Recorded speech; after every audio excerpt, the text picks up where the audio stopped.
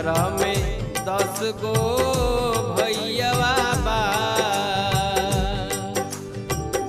नैहर में 10 गो भैयावा हो,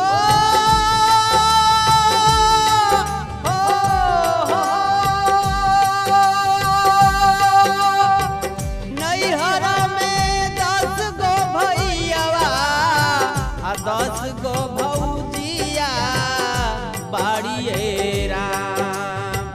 नैहर में 10 गो भैयावा आ 10 गो भौजिया बाड़िए राम।